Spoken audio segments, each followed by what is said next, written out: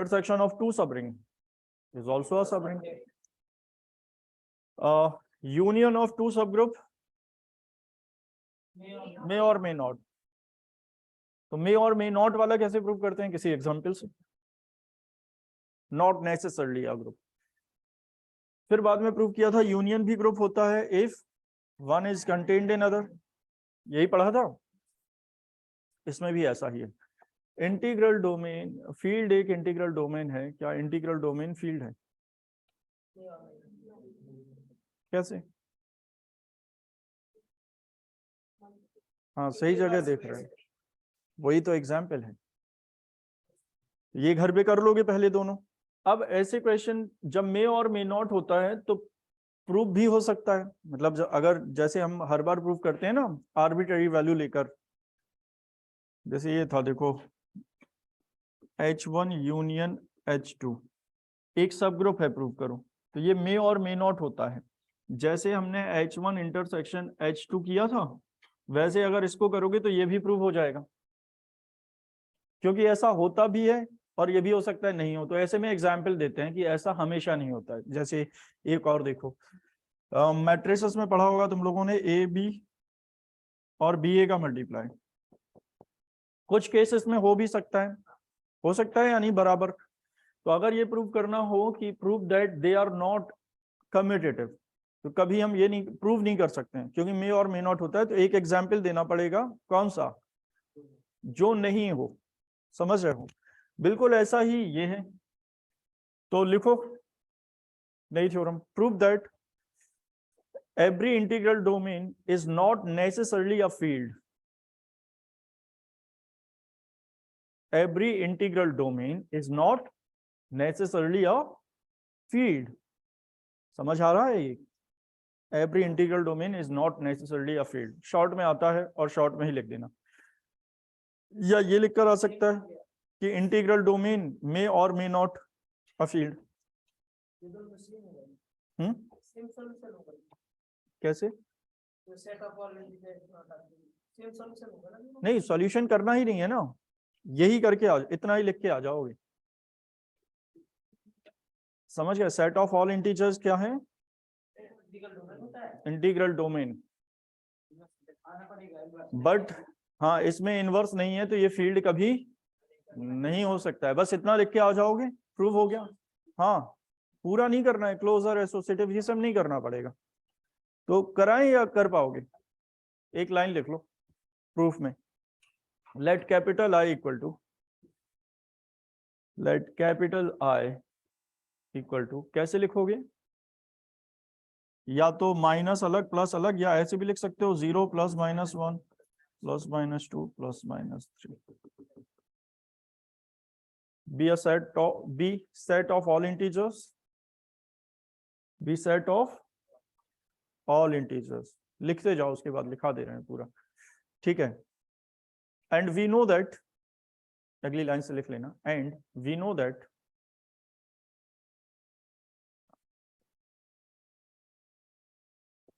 I, plus, dot is an integral domain. is an integral domain. I, plus, dot का मतलब है algebraic structure plus और dot के लिए.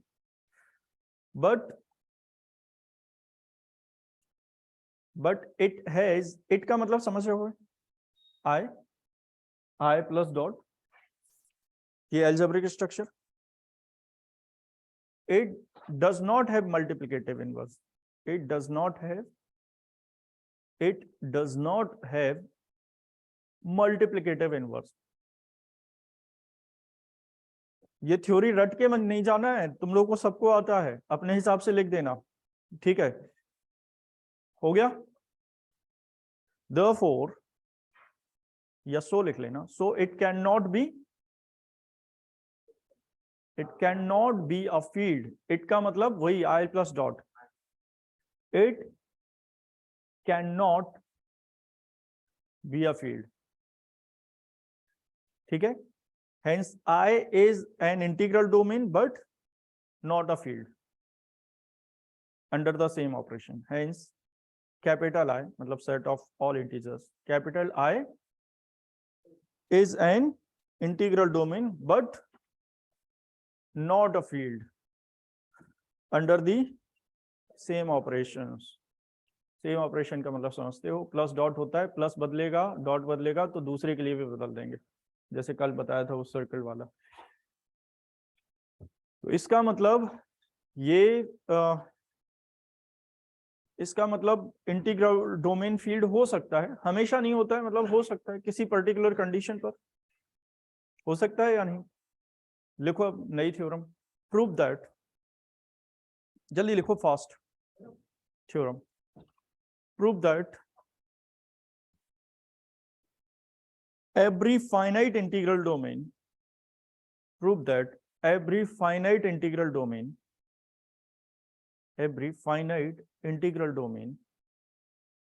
is a field। कंडीशन समझ आ गई? जैसे हमने पहले बताया था यूनियन में और मे नॉट अ सब ग्रुप, फिर बताया था यूनियन भी सब ग्रुप होता है किसी कंडीशन के लिए, वन इज कंटेंड इन। यहां कंडीशन क्या है? अरे कंडीशन क्या है यहाँ पर?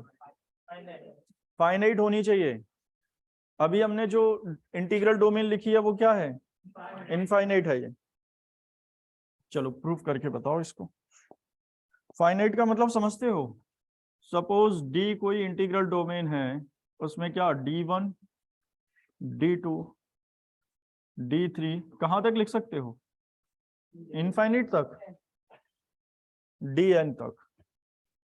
अब एक बात बताओ, ये फील्ड है या नहीं? 5 मिनट दिए तुम लोग। हाँ इंटीग्रल डोमेन, हमें ये प्रूव करना है ना कि फाइनाइट इंटीग्रल डोमेन फील्ड होता है, और ये फाइनाइट है, इंटीग्रल डोमेन को हमने डी मान लिया है, और प्रूव करना है ये क्या बनेगा? फील्ड। मतलब केवल क्या प्रूव करते हैं? थ्योरी बिल्कुल वही हो गई। थ्योरी अभी जो सबसे पहली वाली थ्योरम में लिखी है कि इंटीग्रल डोमेन और फील्ड दोनों क्या है? Commutative, but only difference is field has multiplicative inverse and integral domain is without zero divisor. इस बार पता क्या है, इंटीग्रल डोमेन में एक्स्ट्रा है विदाउट जीरो डिवाइजर, उससे कोई मतलब नहीं है फील्ड का। फील्ड का मतलब किससे है? इनवर्स से। तो अगर इसमें हम इनवर्स देखो, पहले हमने क्या प्रूव किया था? फील्ड को इंटीग्रल डोमेन। तो फील्ड में हमने क्या प्रूव कर दिया था? Without zero divisor. इस बार इंटीग्रल डोमेन को फील्ड प्रूव करना है, तो इसमें प्रूव करेंगे हम मल्टीप्लिकेटिव इनवर्स। समझ गए? करके बताओ तुम लोग जल्दी। इसके लिए हैं 2 मिनट तो निकल गए, 3 मिनट और हैं तुम लोग के पास। कैसे भी कुछ भी फाइनाइट है तो D1 D2 A1 A2 कुछ तो मानोगे ना। बस एक बात का ध्यान रखना, इसमें से कोई एक जीरो भी है,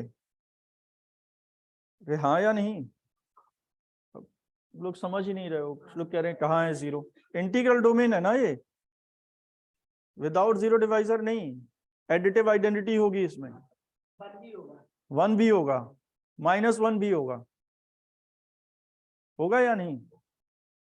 फील्ड में कम से कम 3 एलिमेंट जरूर होंगे, कोई भी फील्ड हो अगर। 0 एडिटिव आइडेंटिटी, 1 मल्टीप्लिकेटिव, और उसका एडिटिव इनवर्स, 1 का एडिटिव इनवर्स -1, ये 3 जरूर होंगे ना। तो अभी बताओ इसमें से एक जीरो होगा, डेफिनेटली होगा। 1 मल्टीप्लिकेटिव आइडेंटिटी होती है इसमें। एक जो पहली थ्योरम लिखी है हमने आज की, उसमें देखो उसकी थ्योरी देखो, बिल्कुल वही थ्योरी लिखेंगे। Field and integral domain both are commutative ring with identity. With identity नहीं लिखा है शायद हमने उसमें, both are commutative ring with identity add कर लो उसमें। Both are field and integral domain, Gargi जल्दी लिखो, field and integral domain both are commutative ring with identity. ठीक है, इसमें भी वही है, both are commutative ring with identity, वही थ्योरी आएगी पूरी। तो पहले थ्योरी वही लिख लो कि we know that field and commutative ring both are क्या? field and integral domain both are commutative ring with identity. The only difference is field has multiplicative inverse and integral domain is without zero divisor. तो हमें केवल क्या prove करना पड़ेगा, integral domain में multiplicative inverse अगर prove कर दें, क्या प्रूव हो जाएगी ये फील्ड? ठीक है, करो। अच्छा क्वेश्चन है, मतलब अच्छी थ्योरम है। Field has multiplicative inverse. 2 minutes में अगर कर पाते हो तो, वैसे तो थोड़ा मुश्किल है लेकिन शायद कर भी लो। बस ये एक हिंट दे देते हैं, ये जो सबसे पहले क्या लिखोगे, लेट डी इक्वल टू, मतलब इस थ्योरी के बाद let D equal to d1 d2 dn, और ये पता होना चाहिए d1 d2 d3 dn में कोई एक एलिमेंट 0 है, कोई एक एलिमेंट 1 भी है, कोई एलिमेंट -1 भी है। बस यही छोटी सी ट्रिक है। अब देख लो तुम लोग, क्या ये सारे डिस्टिंक्ट हैं?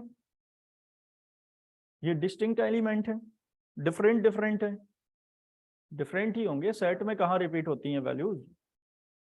तो इसके नीचे लिख लेना where d1, d2, d3 dotted dn are all distinct. भाई इतना तो अंडरस्टूड होता है, फिर भी लिख दो जैसे पता नहीं हो, where d1 d2 dot dn are all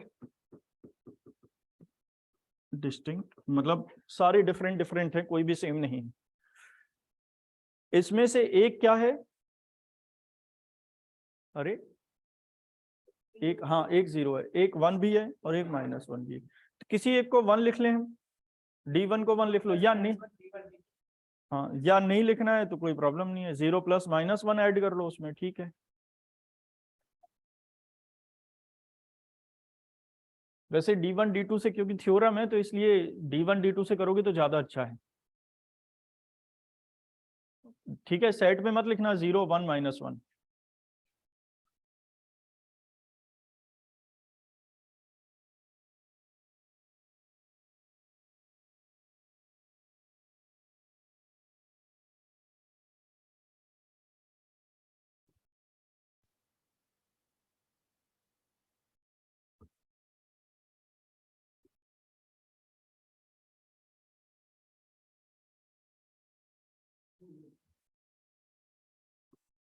ठीक है, बताओ।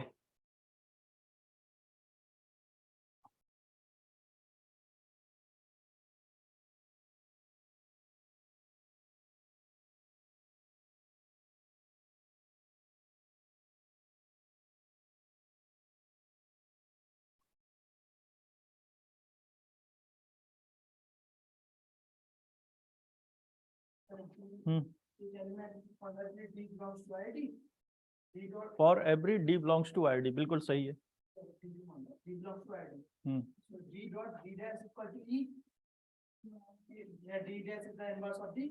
d डॉट d डैश मतलब d1 d2 d3 कोई भी ले लो, d डॉट d1 ले लिया या d डॉट d2 ले लिया। अच्छा अच्छा, ठीक है, पता नहीं है, ठीक है। d dot d dash equal to e, और यहाँ पर आइडेंटिटी 1 होगी, तो d dot d dash multiply with identity 1 equal to 1, 1 belongs to d, मतलब id, 1 belongs to id, and we know that d belongs to id, so d1 d2 d3, ये भी सही है। और क्लोजर प्रॉपर्टी सेटिस्फाई हैश condition, मतलब d dot d dash में d dash भी बिलोंग टू id हो गया। हाँ, d डॉट d डैश दोनों हाँ प्रूव हो जाएंगे। तो लिखा क्या तुमने ये बताओ। For every d belongs to id, id माना तो d माना id माना, ठीक है, id लिख लिया। For every d belongs to id, बिल्कुल सही है। d dash belongs equal to e, d dot d dash equal to e कैसे हो गया? ये तो पहली कंडीशन लिखी थी, for every e belongs to f या फिर g, there exist a inverse, a inverse होना चाहिए, लेकिन a इनवर्स तब होगा जब इनवर्स प्रॉपर्टी, देखो ये d dot d dash equal to e, ये कौन सी प्रॉपर्टी है? Inverse property. कब अप्लाई कर सकते हो? इनवर्स वही तो प्रूव करना है, समझ गए? हो है सही उसमें, लेकिन थोड़ा सा जो हमने लिखा है प्रोसेस यही है, लिखेंगे ऐसे ही, लेकिन ये पूरा सही नहीं है। इसीलिए क्योंकि इनमें से एक कोई वन होगा, और जब हम किसी का मल्टीप्लाई करेंगे तो वो वन हट जाएगा, लेकिन कोई दूसरा वन बन जाएगा।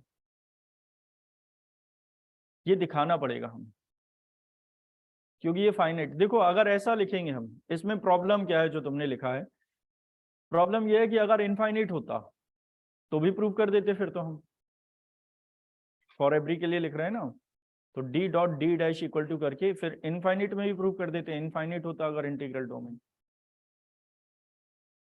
फाइनाइट में ही प्रूव होगा, और फाइनाइट लेकर चलेंगे।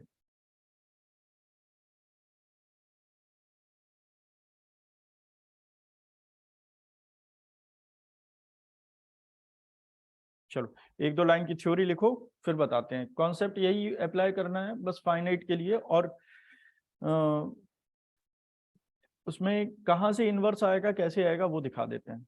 पहली लाइन में लिखना, वो थ्योरी लिख ली सभी ने, the only difference is this, ये सब लिखना। Let D equal to, let capital D equal to d1 d2 d3 dotted dn is an integral domain, is a finite integral domain, is a finite integral domain, is a finite integral domain, ठीक है, of n distinct element, of n elements। नीचे लिख दिया हमने where d1 d2 dn are all distinct, different है ये। अगर ये डिफरेंट नहीं होंगी तो फिर ये n कैसे होंगी? n तो तभी काउंट कर सकते हो ना जब सब डिफरेंट है। अगर इसमें दो इक्वल आ जाए तो ये n नहीं है, फिर तो n-1 हो गए। समझ पा रहे होगे शायद।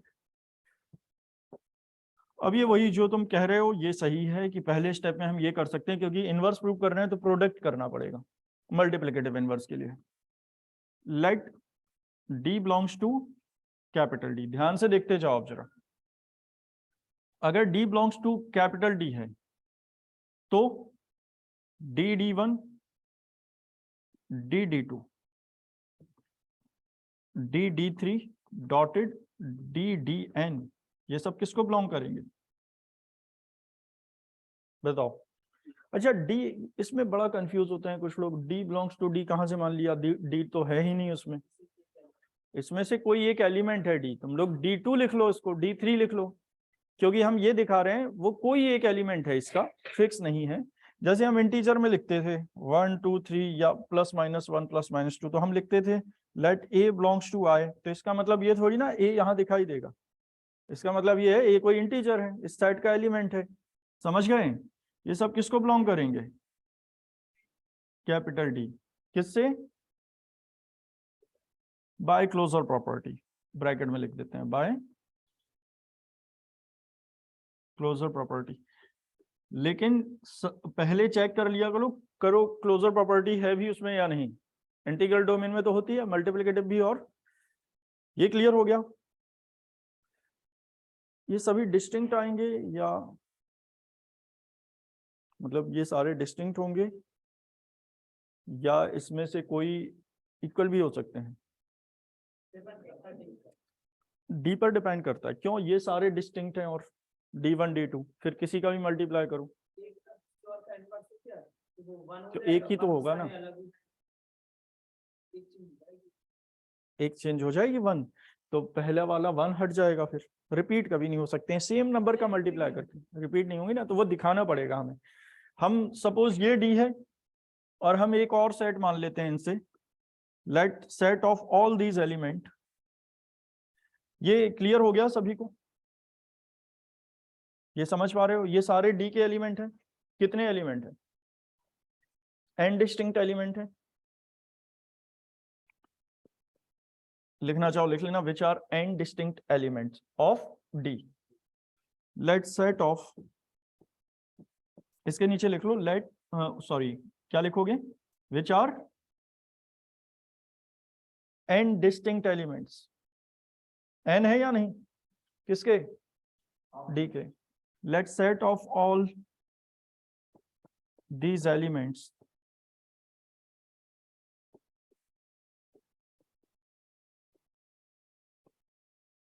is d डैश मान लेते हैं इसके नए सेट को।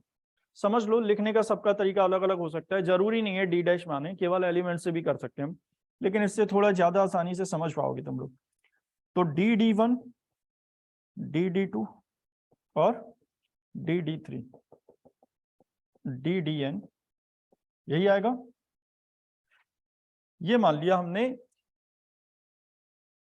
बताओ दे ऑल आर डिस्टिंक्ट, चाहे वहां प्रूव कर लो या यहां, कैसे प्रूव करोगे, दिखाना पड़ेगा।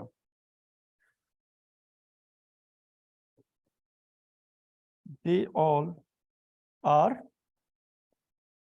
डिस्टिंक्ट, देखो ये ऐसे प्रूव कर सकते हैं हम, बिकॉज इफ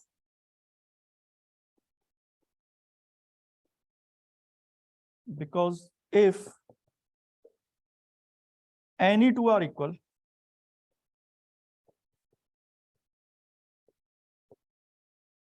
कोई टू इक्वल करके बताओ, dd1 equal to,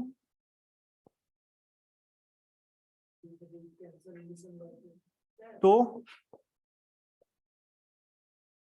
d1 equal to d2 हो जाएगा। अब कैंसिलेशन लॉ कैसे अप्लाई कर दिया हमने, डॉट के लिए तो ये ग्रुप है ही नहीं, बट ये कम्यूटेटिव रिंग है, विदाउट जीरो डिवाइजर, प्रूव किया है हमने, भूल जाते हो तुम लोग। कम्यूटेटिव रिंग हो कोई विदाउट जीरो डिवाइजर, तो उसमें कैंसिलेशन लॉ होल्ड होता है नहीं। हमने क्या पढ़ी है theorem, a commutative if and only if पढ़ा था, तो दोनों होते हैं वो, और बाकी नहीं भी बताएंगे तो कैंसिल तो करोगे ही तुम लोग, है ना। अगर नहीं भी बताएं, ये इसलिए क्योंकि देख रहे हो कितनी छोटी छोटी चीजें हैं कि ऐसा लगता है हमें कि ये है, लेकिन हर जगह होता नहीं है। अगर वो थ्योरम हमने नहीं पढ़ाई होती तो यहाँ पर हम बोलते ये तो होता ही, अभी तक पढ़ा नहीं है हमने। जैसे सबका देखो ऑर्डर भी जरूरी है पढ़ने का, a.0 इक्वल टू, अगर जीरो हम सही टाइम पे नहीं पढ़े तो फिर तो बहुत जगह प्रॉब्लम फंस जाएगी, समझ रहे हो। क्योंकि हो सकता अगर हम आज पढ़ाएं a.0 तो पिछली बार कितनी जगह अप्लाई कर चुके हैं, सब जगह फिर गलत किया है हमने, क्योंकि इस ऑर्डर से फिर तो कहीं भी अप्लाई कर लोगे। तो d1 equal to d2 which is contradict to our assumption. हमने तो ये माना है कि d1 d2 सब डिस्टिंक्ट है, अगर ये दोनों इक्वल कर लिए तो d1 इक्वल टू d2 हो जाएगा। हालांकि ये सब हम लोग को पता है, लिख के तो दिखाना पड़ेगा ना किसी न किसी तरीके से, अगर सब्जेक्टिव पेपर देना है तो विच इज, बोलो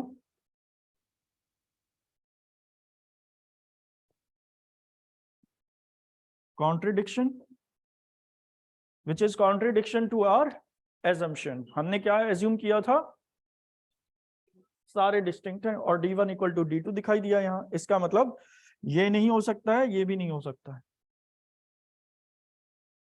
क्योंकि अगर ये हो गया तो फिर ये भी हो जाएगा।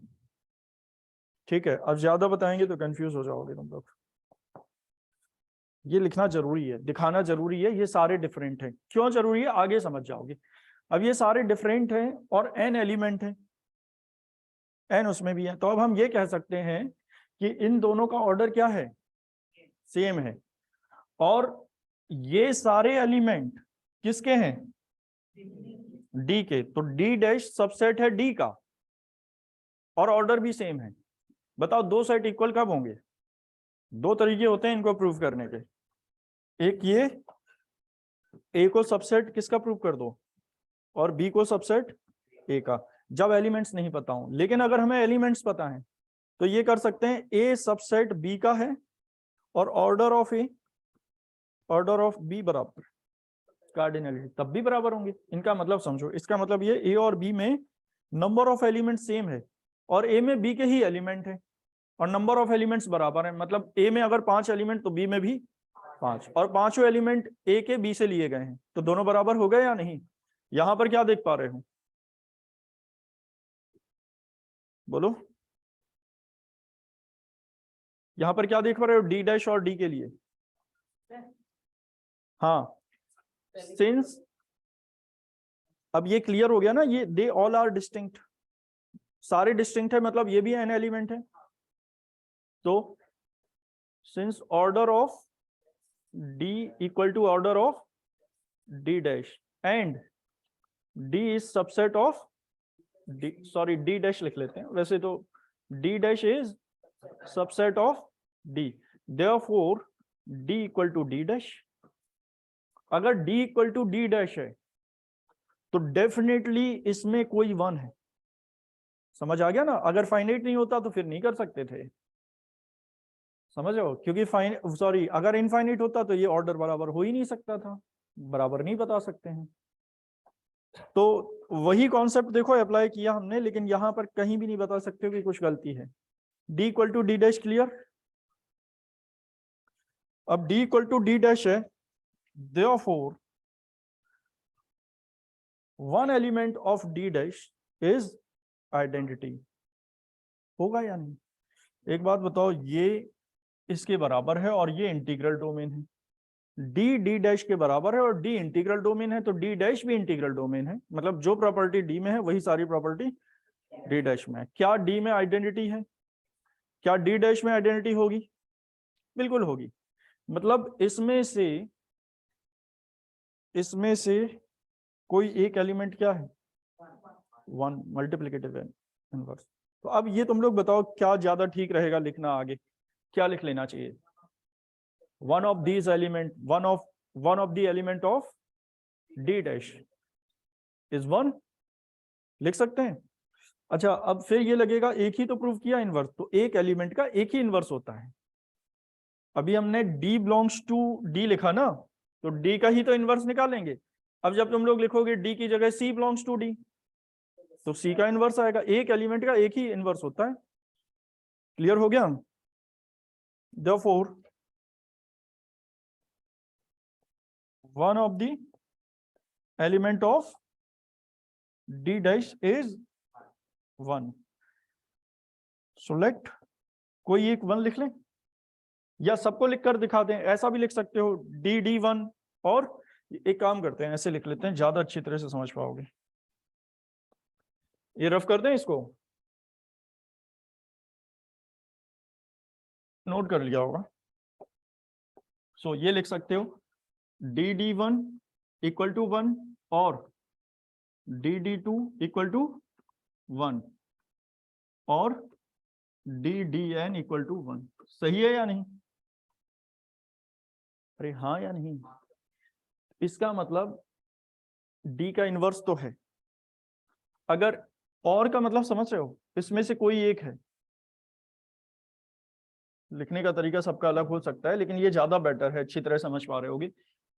अगर डी डी वन वन हुआ तो इसका मतलब डी का इनवर्स डी वन है। अगर डी डी टू वन हुआ तो डी का इनवर्स डी टू है। तो इसका मतलब ये हो गया कि inverse of D equal to D one और डी टू और D three, which belongs to, inverse में यही तो होता है। इनवर्स क्या है ये बताओ, और बिलोंग करना चाहिए उसको, हाँ या नहीं?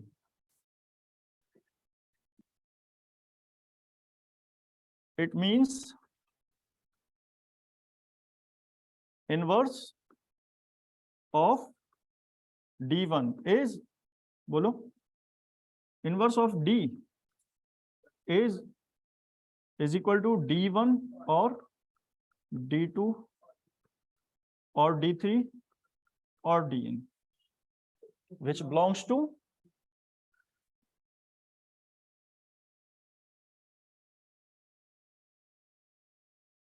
थोड़ी ज्यादा थ्योरी लिखाते हैं, वैसे तो जरूरत नहीं होती। थ्योरी इसलिए नहीं लिखाते हैं कि ये बिल्कुल ऐसा ही प्रिंट करके आ जाओ पेपर में। थ्योरी इसलिए लिखा देते हैं जिससे हम अपनी कॉपी पर पढ़ें तो समझ में आए। ऐसा जरूरी नहीं है जैसा हम लिख रहे हैं बिल्कुल वैसा ही प्रिंट करके आए, समझ जाएंगे एग्जामिनर। ये समझ तो नहीं पाएंगे क्योंकि सबका अलग अलग होता है लिखने का तरीका। तो it means inverse of D, लेकिन एक आगे पीछे अगर कॉपी आ गई तुम लोगों की और सेम टू सेम लिखा है,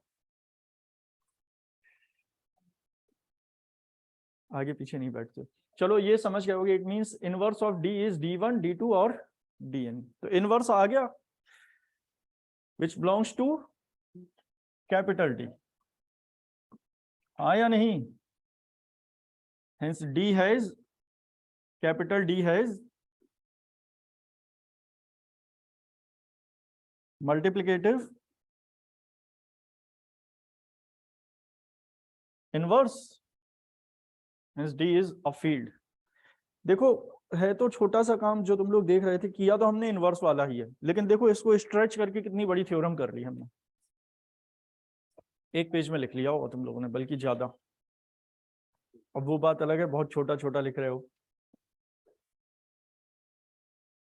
गया? समझ आया? कर पाओगे एग्जाम में? मेन पार्ट देखो, इसका मेन पार्ट ये है कि ये फाइनाइट है, और जब हमने डी लिया कोई एक एलिमेंट डी का, कैपिटल डी का, तो डी का इनवर्स आया। सपोज हम मानते ए बिलोंग्स टू डी,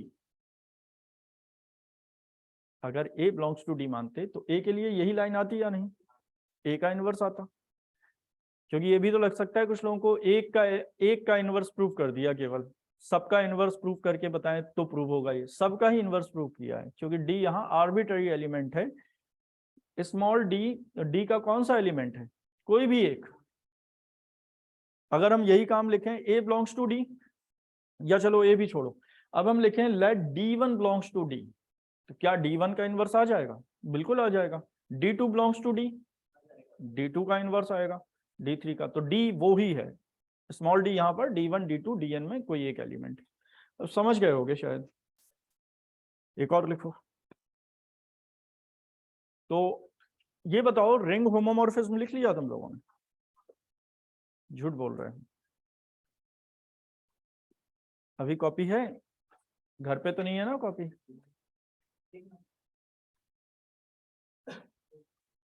तुम बताओ शिवम, तुमने तो लिखा ही नहीं है लगता है। घर पर लिखा है ना? 2-3 दिन आए नहीं ध्यान, ये तो यही तो होता है कॉन्ट्रडिक्शन।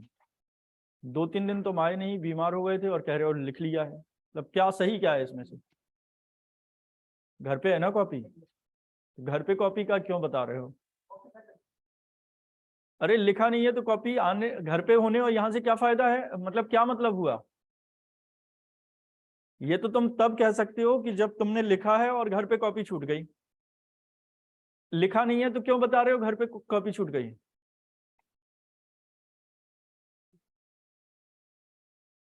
तुम बताओ सत्येंद्र। नहीं लिखा है। अनुष्का लिख लिया है। Kernel of homomorphism. अच्छा क्या लिखा ये बताओ होमोमॉर्फिज्म? नहीं लिखा है ना? हाँ तुमने लिख लिया। नहीं केवल वो बताओ, वो प्रॉपर्टी क्या लिखी है? x dot Y equal to F X dot f1, यही लिखा है सभी ने? सृष्टि लिखा है kernel of homomorphism, kernel of ring homomorphism, ये लिखा तुम लोगों ने? लिखा है कर्नेल ऑफ रिंग होमोमॉर्फिज्म? कुछ बच्चों से तो कुछ भी पूछो, सब लिखा है उन्होंने। कर्नेल कैसे लिख लिया? लिखा है क्या कर्नेल? तुमने कर्नेल नहीं लिख पाओगे अभी। छाया बताओ कर्नेल में क्या लिखा तुमने? बोल रही हो ना लिखा है? अरे वेरी गुड, मतलब जी की जगह केवल आर लिख दिया और पूरा वैसे ही लिख दिया। उसके बाद कर्नेल सब ग्रुप प्रूव कर दिया या सब रिंग प्रूव कर दिया? और कुछ नहीं किया है। अच्छा किया तुमने, और कुछ नहीं किया। बताएंगे इसके बाद, अब जा सकते हो, कल करेंगे इसको। हाँ टेस्ट प्रिपरेशन कर रहे हो? किस पेपर का है? ग्रुप का। कल एक और टेस्ट है, कल हम कुछ पूछेंगे तुम लोगों से स्टार्टिंग में, क्या पढ़ के, मतलब कितना पढ़ लिया है। कल ग्रुप, सब ग्रुप